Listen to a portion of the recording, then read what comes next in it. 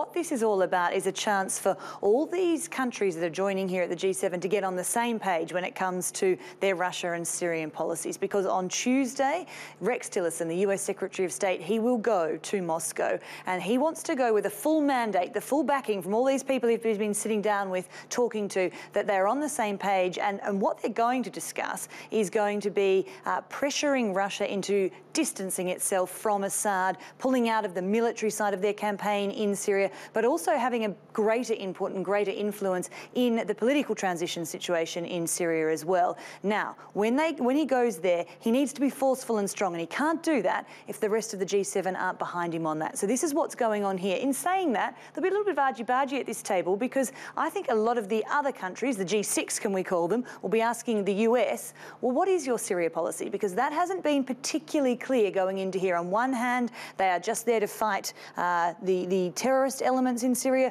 On the other hand, they do these strikes last week. So I think the rest of the G7 do want some idea of what the US's policy is. But there is perhaps, and this is the murmur going around at the moment, that there is a carrot and stick approach to these talks, and then the talks that will be had with Russia. Russia used to be part of the G7. It was the G8 before Crimea was annexed and they were expelled from the group. Now, diplomats believe Vladimir Putin would very much like to be back at that table. So perhaps here's a way of getting back at the table. You do what we want you to do, which is to stop what you're doing in Syria. You can have your seat back. So perhaps we'll see some of the backdoor diplomatic channels really being worked quite hard this week, although I expect to see some spats in the media and in the public. I don't think Russia's going to look like they've backed down without a fight.